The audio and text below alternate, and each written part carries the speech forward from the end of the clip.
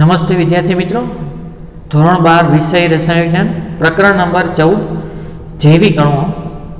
આજના વિડીયો લેક્ચરની અંદર આપનું હાર્દિક સ્વાગત છે. આજનો આપણો ટોપિક છે ગ્લુકોઝની બનાવટ.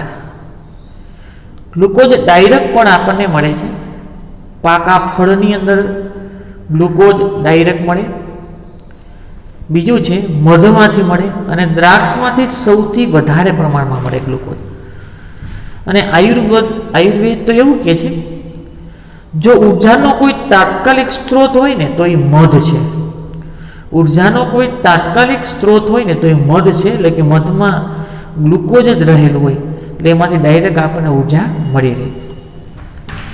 કુદરતમાં મુક્ત સ્વરૂપે મળે. મુક્ત સ્વરૂપે ક્યાંથી મળે? ફળોમાં મળે છે ને એ મુક્ત સ્વરૂપે છે. ઓકે, દ્રાક્ષમાં છે એ મુક્ત સ્વરૂપે છે અને ઘણામાં સંયોજિત સ્વરૂપે હોય. શેરડીની અંદર ગ્લુકોઝ હોય પણ એના જળ વિભાજન પછી પ્રાપ્ત થાય તો એ સંયોજિત સ્વરૂપે કહેવાય. તો ઘણાની અંદર મુક્ત સ્વરૂપે, દાખલા તરીકે પાકા ફળ છે, મધ છે, એમાં મુક્ત સ્વરૂપે રહેલું છે. દ્રાક્ષની અંદર વધારે પ્રમાણમાં મુક્ત સ્વરૂપે રહેલું છે. શેરડીની અંદર છે એ કયા સ્વરૂપમાં? સંયોજિત સ્વરૂપે ગ્લુકોઝ રહેલા છે. ગ્લુકોઝની બનાવટ, પેલું સુક્રોઝ અથવા ટેબલ સુગર અથવા શેરડીમાંથી. જો સુક્રોઝને સાંદ્ર HCl અથવા મંદ H2SO4 સાથે આલ્કોહોલીય દ્રાવણમાં ઉકાળવામાં આવે તો તેના જળ વિભાજનથી ગ્લુકોઝ અને ફ્રુક્ટોઝ સમમોલર, એટલે બંનેના મોલ સરખા છે. Carbon, hydrogen, oxygen 12, 22, 11. આ શું છે? સુક્રોઝ. સુક્રોઝ એટલે શેરડી અથવા ખાંડ. એ ડાયસેકેરાઇડ છે. એનું જળ વિભાજન કરવું કોની હાજરીમાં? H+ ની હાજરીમાં. H+ ની હાજરીમાં જળ વિભાજન. તો carbon, hydrogen, oxygen 6, 12, 6 plus carbon, hydrogen, oxygen 6, 12, 6. એક મળશે ગ્લુકોઝ, એક શું મળશે? ગ્લુકોઝ. અને બીજું શું મળશે? ફ્રુક્ટોઝ.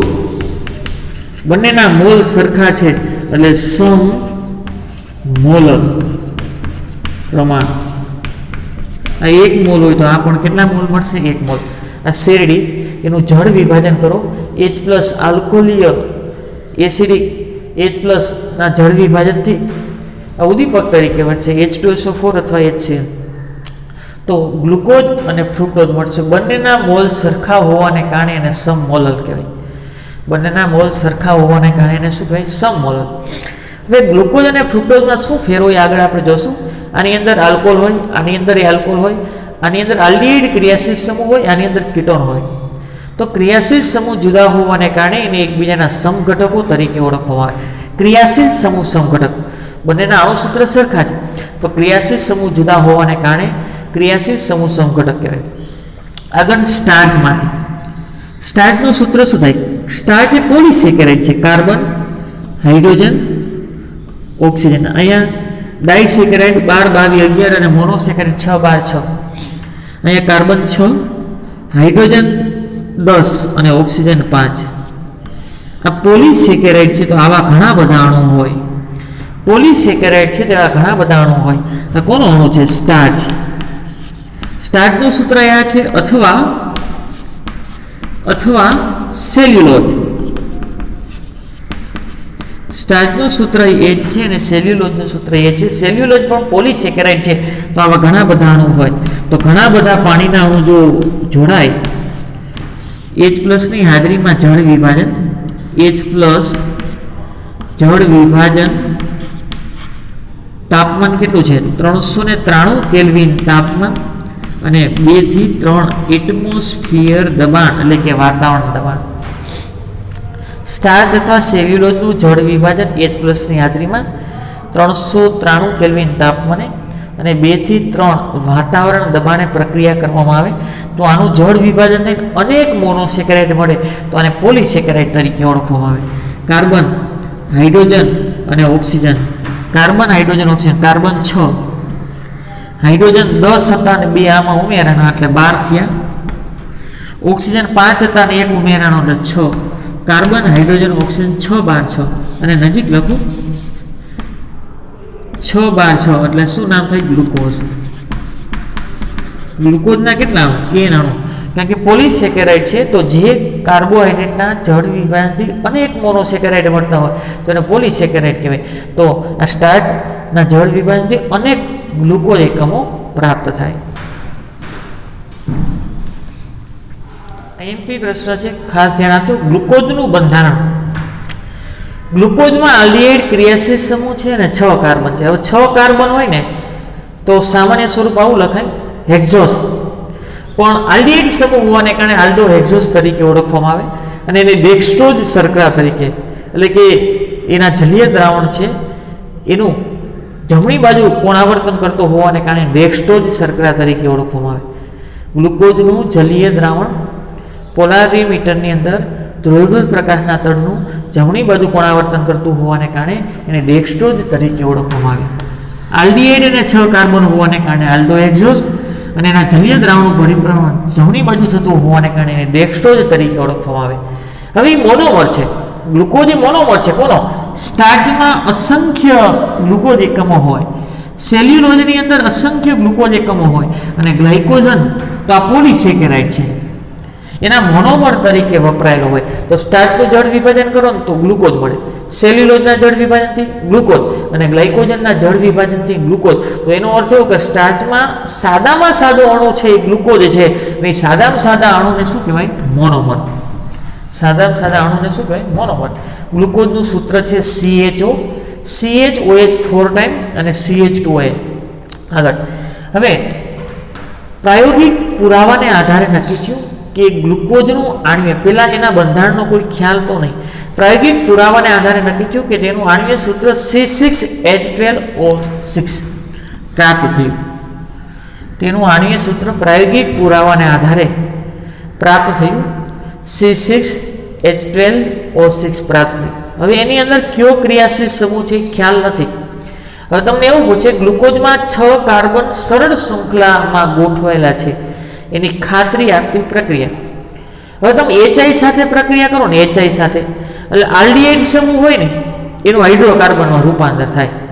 જોજો, આ ધારો કે CH2OH હોય ને, CH2OH અને HI સાથે પ્રક્રિયા કરો, ગરમ કરો એટલે એનું CH3માં રૂપાંતર થાય.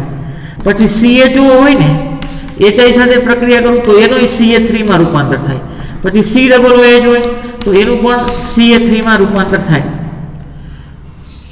કાર્બોક્સિલિક એસિડ હોય, આલ્ડીહાઇડ હોય, આલ્કોહોલ હોય કે કીટોન હોય, તો એનું પણ CH2માં રૂપાંતર થાય. તો કોઈ પણ ક્રિયાશીલ સમૂહ HI અને લાલ ફોસ્ફરસની હાજરીમાં પ્રક્રિયા કરવામાં આવે તો એનું આલ્કેનમાં રૂપાંતર થાય. હવે આપણને ખબર નથી કે ગ્લુકોઝની અંદર કયો ક્રિયાશીલ સમૂહ છે. અહીં બંધારણ લખું છું, પણ જ્યારે શરૂઆતની અંદર પ્રયોગ કર્યો ત્યારે એને ખ્યાલ નહોતો. આપણને તો ખબર છે એક CHO છે. શું છે? CHO. બીજું શું છે? CHOH 4 ટાઈમ, CHOH 4 ટાઈમ અને શું છે બીજું? CH2OH. તો ગ્લુકોઝ, આ ગ્લુકોઝ છે.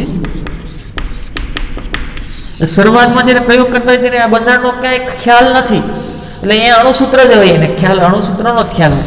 એની પ્રક્રિયા HI સાથે કરવામાં આવે. HI સાથે જો ગરમ કરવામાં આવે તો અહીંયા N હેક્ઝેન મળે છે. CH3, આ બીજું કાર્બન, ત્રીજો કાર્બન, ચોથો કાર્બન, પાંચમો કાર્બન અને છઠ્ઠો કાર્બન. N હેક્ઝેન મળ્યું. N એટલે નોર્મલ, હેક્ઝેન એટલે 6 કાર્બન. 6 કાર્બન રેખીય શૃંખલામાં મળ્યા. અને જો 6 કાર્બન રેખીય શૃંખલામાં હોય તો એ કોની સાબિતી આપે છે કે ગ્લુકોઝમાં 6 કાર્બન રેખીય શૃંખલામાં હોવા જોઈએ તો જ N હેક્ઝેન મળે. કયો ક્રિયાશીલ સમૂહ છે ને ખ્યાલ ન આવે, કારણ કે જો કદાચ આલ્કોહોલ હોત ને તોય આલ્કેનમાં જ રૂપાંતર થાય, આલ્ડીહાઇડ હોય તોય આલ્કેનમાં, કાર્બોક્સિલિક એસિડ હોય તોય આલ્કેનમાં અને કીટોન હોય તોય આલ્કેનમાં રૂપાંતર થાય HI ની હાજરીમાં. એટલે આ ચારમાંથી એક કાદો ક્રિયાશીલ સમૂહ હશે.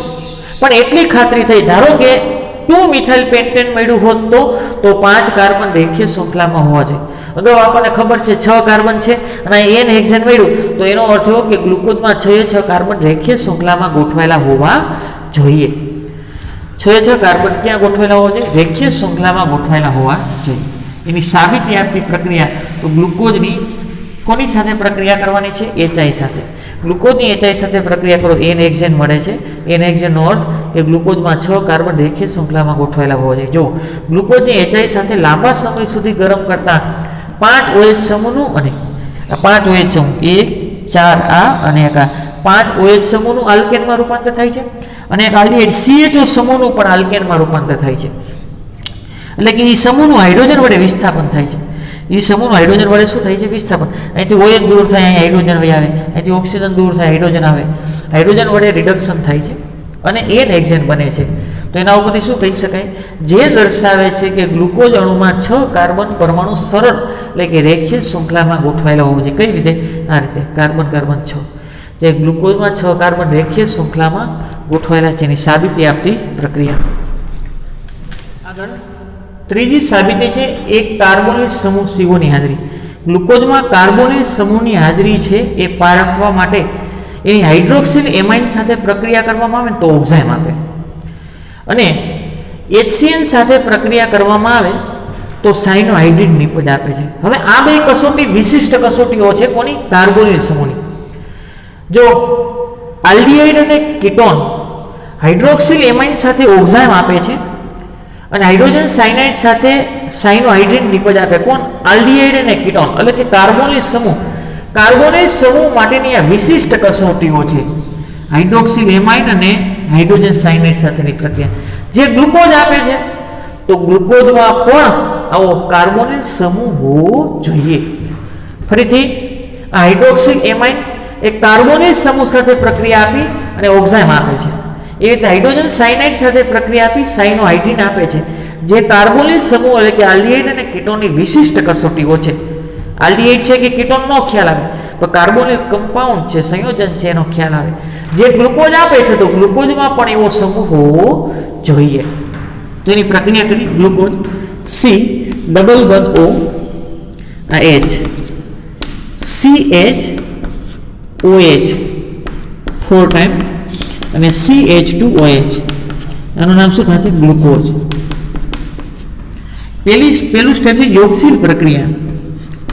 યોગશીલ પ્રક્રિયા હાઇડ્રોક્સિલ એમાઇન NH2OH એને શું કહેવાય? Hydroxyl amine. તો અહીંથી ઓક્સિજન અને અહીંથી બે હાઇડ્રોજન H2O દૂર થશે. શું દૂર થાય? H2O. આ રીતે લખી શકાય CH અને આ રીતે બનશે ડબલ વન પછી આ નાઇટ્રોજનની બે સંયોજકતા ખાલી પડી અને OH બાકી એમનો CHOH 4 ટાઈમ અને CH2OH આને કહેવાય ગ્લુકોઝ ઓક્ઝાઇમ. આપણે અગાઉ કહેતા હતા આલ્ડીહાઇડ લેતા હોય તો આલ્ડીહાઇડ ઓક્ઝાઇમ, કીટોન લેતા હોય તો કીટોન ઓક્ઝાઇમ, તો ગ્લુકોઝ લીધું છે તો ગ્લુકોઝ ઓક્ઝાઇમ. જે કાર્બોનિલ સમૂહની વિશિષ્ટ કસોટીઓ છે જે ગ્લુકોઝ આપે છે તો ગ્લુકોઝમાં પણ આવો કાર્બોનિલ સમૂહ હોવો જોઈએ. કાર્બોનિલ સમૂહ હોવો જોઈએ. આગળ C11OH CHOH 4 ટાઈમ CH2OH એટલાનું નામ શું થાય? ગ્લુકોઝ. શું નામ થાય? ગ્લુકોઝ. એની કોની સાથે પ્રક્રિયા કરવાની છે? HCN સાથે. કોની સાથે પ્રક્રિયા કરવાની છે? HCN સાથે, હાઇડ્રોજન સાયનાઇડ સાથે. તો આ બોન્ડ અહીંયા ટ્રાન્સફર થશે તો અહીંયા કેવો ચાર્જ થશે? માઇનસ. તો આ પ્લસ છે અને આ માઇનસ છે તો હાઇડ્રોજન અહીંયા આવશે અને CN છે ને અહીંયા કાર્બન સાથે આવશે. તો CH H ને હું આ બાજુ રાખું CHOH 4 ટાઈમ અને CH2OH. આ બંધ હતો એમનો એક ઓક્સિજન છે ધ્યાન રાખજો. આ ઇલેક્ટ્રોન લઈને વહી ગયો તો માઇનસ અને કાર્બન ઉપર પ્લસ. માઇનસ છે તો અહીંયા H જોડાશે અને કાર્બન પ્લસ છે તો અહીંયા CN જોડાશે. કાર્બન પ્લસ છે તો અહીંયા શું જોડાશે? CN. તો અહીં CHO ની જગ્યાએ કોને યોગશીલ પ્રક્રિયા થઈ. કેવી પ્રક્રિયા થઈ? યોગશીલ. અહીંયા વિલોપન થાય છે, સંઘનન. અહીં શું થઈ છે? સંઘનન પ્રક્રિયા થઈ છે. બે મોટા અણુ ભેગા થયા ને નાનો અણુ છૂટો પડી ગયો, સંઘનન. અને આ યોગશીલ પ્રક્રિયા છે. યોગશીલ આનું નામ થાય હાઇડ્રોજન સાયનાઇડ તો આનું સાયનોહાઇડ્રીન, ગ્લુકોઝ સાયનોહાઇડ્રીન, સાયનોહાઇડ્રીન. હવે આ હાઇડ્રોજન સાયનાઇડ સાથે અને હાઇડ્રોક્સિલ એમાઇન સાથે આલ્ડીહાઇડ અને કીટોન એટલે કે કાર્બોનિલ સમૂહ પ્રક્રિયા આપે. હવે આલ્ડીહાઇડ છે કે કીટોન નો ખબર પડે, જે ગ્લુકોઝ આપે છે તો એનો અર્થ એવો કે ગ્લુકોઝમાં પણ કાર્બોનિલ સમૂહ હોવો જોઈએ. હાઇડ્રોજન સાયનાઇડને એક અણુ સાથે ઉમેરાય અને ગ્લુકોઝ સાયનોહાઇડ્રીન બનાવે છે. આ પ્રક્રિયાઓ ગ્લુકોઝ અણુમાં એક કાર્બોનિલ સમૂહની હાજરી બતાવે છે. આગળ ગ્લુકોઝમાં આલ્ડીહાઇડ સમૂહની હાજરી આપતી પ્રક્રિયા.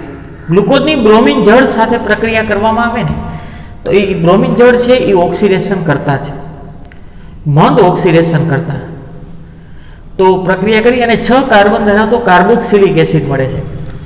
6 કાર્બન ધરાવતો શું મળે છે? Carboxylic acid, CHO, CHOH 4 time અને CH2OH. એટલાનું નામ થાય ગ્લુકોઝ. શું નામ થાય? ગ્લુકોઝ. એની પ્રક્રિયા ઓક્સિડેશન કરવાનું છે. ઓક્સિડેશન Br2 અને ઓબ્લિક H2O એટલે બ્રોમિન જળ. શું કહેવાય? બ્રોમિન જળ. બ્રોમિન જળ એ ઓક્સિડેશન કરતા છે, મંદ ઓક્સિડેશન કરતા. તો અહીંયા H છે ને, H નું રૂપાંતર OH માં થાય. C આ રીતે છે, ડબલ બંધ O અને H, CHOH 4 ટાઈમ CH2OH. એટલાનું નામ શું થાય? ગ્લુકોઝ જ છે. પણ આ ધ્યાન રાખજો, ખાસ અને ખાસ, જો નિર્બળ ઓક્સિડેશન કરતા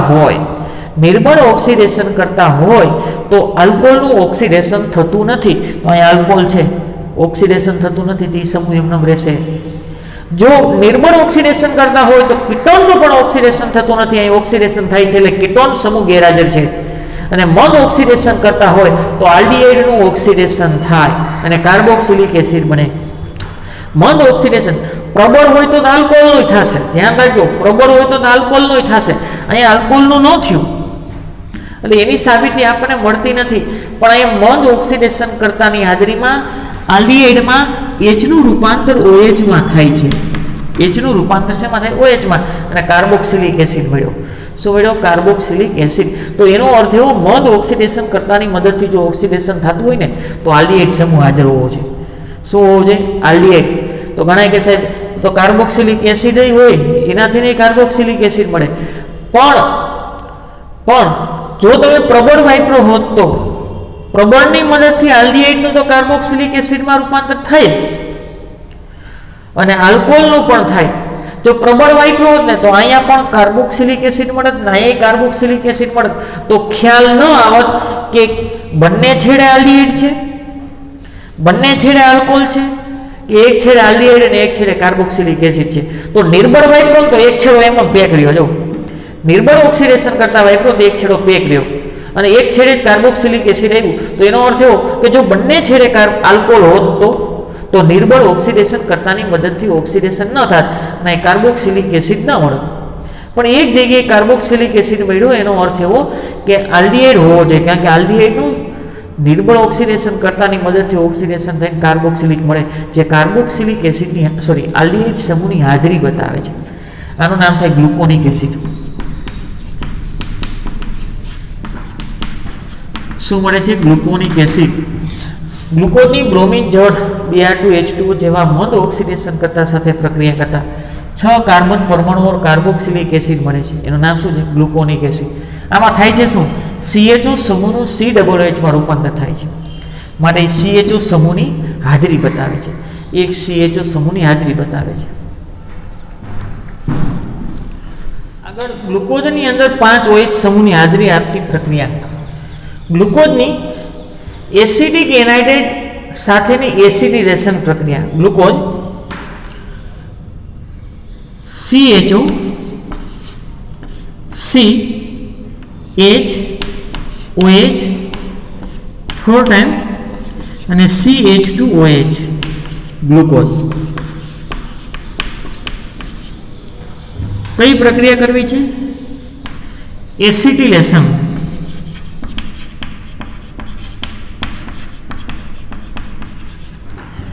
એસિટિલેશન પ્રક્રિયા કરવી છે તો એસિટિક એનહાઇડ્રાઇડની હાજરીમાં CA3CO આને કહેવાય એસિટિક એનહાઇડ્રાઇડ.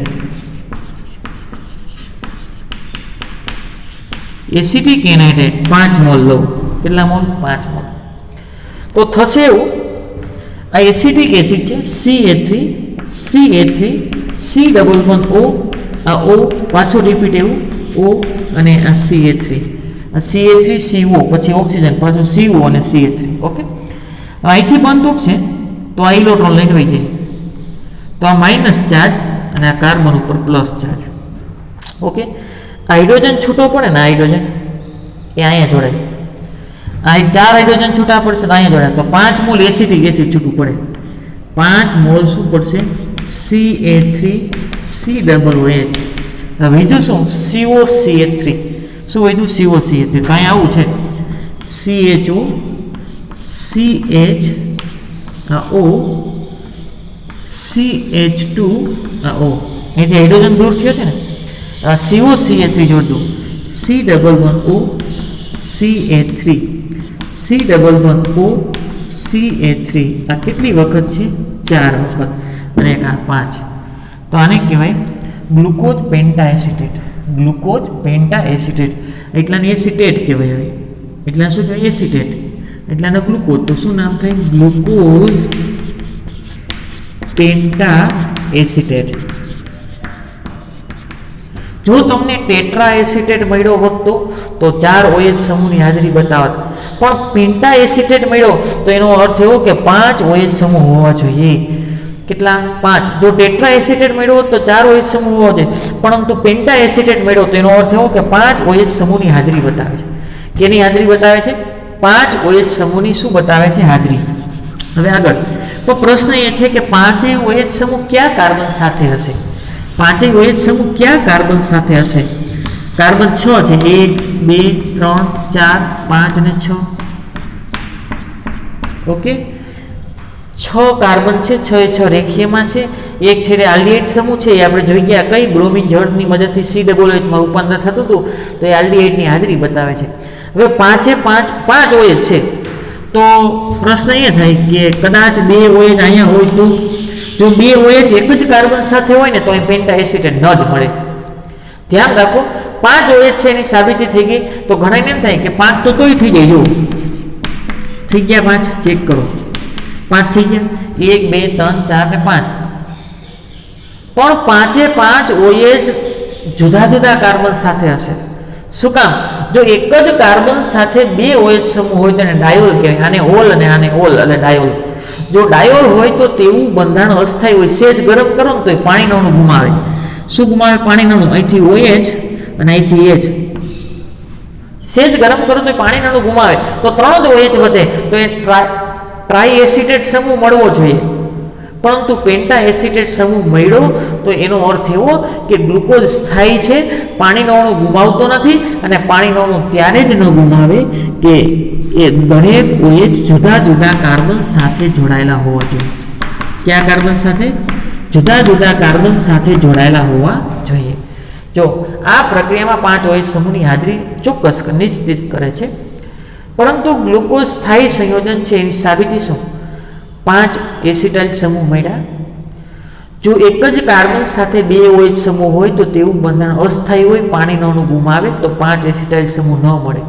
પરંતુ મળ્યા તો એનો અર્થ એવો કે ગ્લુકોઝ પાણીનો અણુ ગુમાવતો નથી, અને પાણીનો અણુ ત્યારે જ ન ગુમાવે કે દરેક OH જુદા જુદા કાર્બન સાથે હોવા જોઈએ. ગ્લુકોઝ સ્થાયી સંયોજન હોવાથી તેમાં 5 OH સમૂહ ડાયોલ સ્વરૂપે ન રહેતા જુદા જુદા કાર્બન ઉપર, એટલે એક જ કાર્બન પર 2 હોય તો ડાયોલ કહેવાય, પણ જુદા જુદા કાર્બન દરેક કાર્બન પર એક એક જોડાયેલા હોવા જોઈએ. તો 5 OH સમૂહની હાજરી, અને એ પણ દરેક જુદા જુદા કાર્બન સાથે જોડાયેલા હોય છે. આગળ ગ્લુકોઝમાં એક છેડે પ્રાથમિક આલ્કોહોલ છે એની સાબિતી આપતી પ્રક્રિયા. CHO CH OH 4 time CH2OH. આ કોનો અણુ છે? ગ્લુકોઝ. એનું ઓક્સિડેશન કરવું છે ઓક્સિડેશન HNO3 ની હાજરીમાં, અને HNO3 છે ને પ્રબળ ઓક્સિડેશન કરતા છે.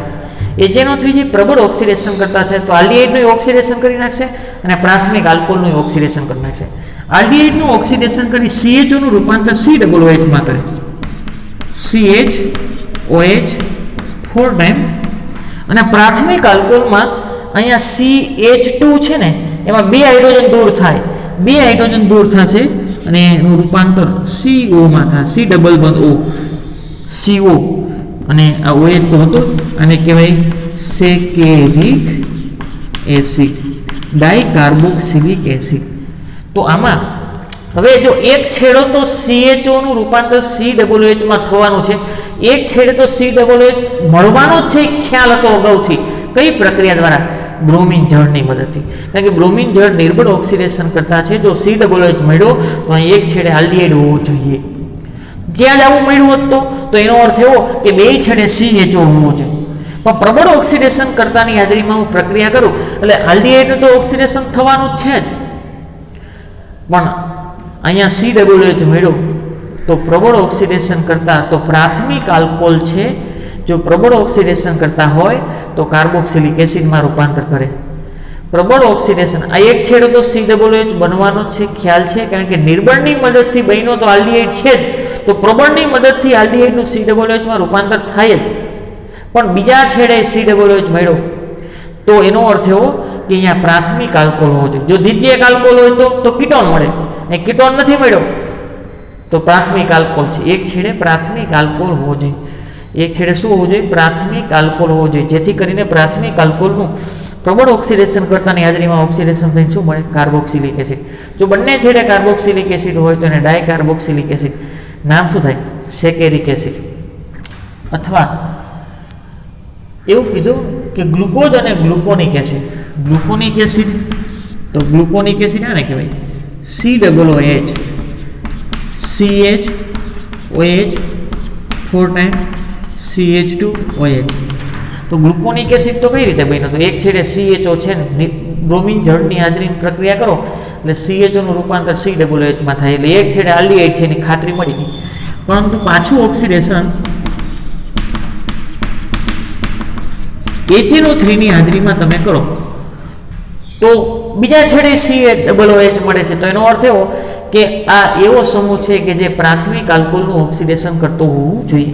તો એક છેડે પ્રાથમિક આલ્કોહોલ હોવો જોઈએ અને કહેવાય ગ્લુકોનિક એસિડ. ધ્યાન રાખજો બધા બંધારણ ગ્લુકોઝ હોય તો એક છેડે આલ્ડીહાઇડ હોય, ગ્લુકોનિક એસિડ તો CHO ની જગ્યાએ COOH, અને સેકેરિક એસિડ તો CHO ની જગ્યાએ COOH અને CH2OH ની જગ્યાએ પણ શું આવશે? COOH.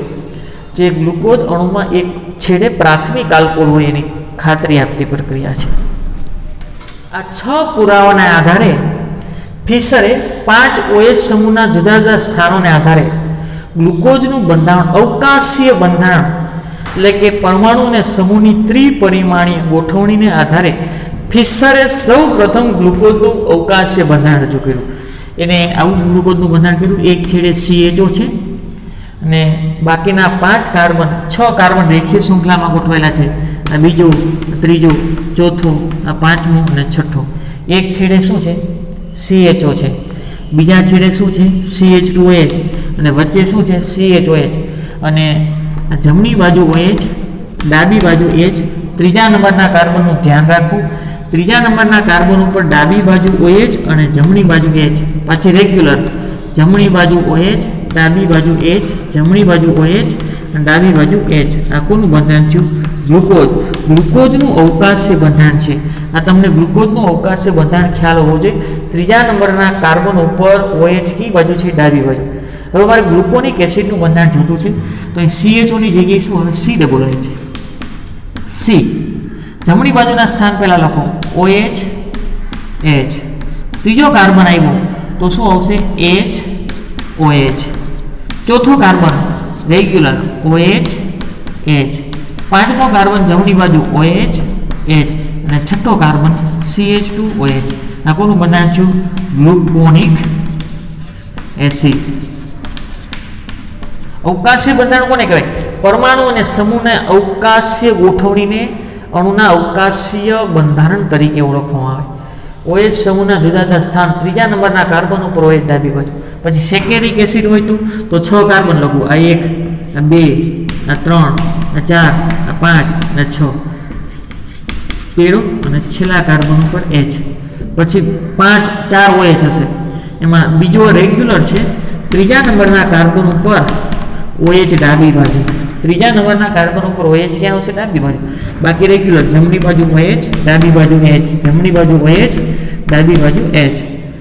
1 2 3 4 5 અને 6 શું નામ થાય? સેકેરિક એસિડ. શું નામ થશે? સેકેરિક એસિડ. તો ફિશરે સૌપ્રથમ આ બંધારણ આપ્યા, અવકાશીય બંધારણ. અસ્તુ.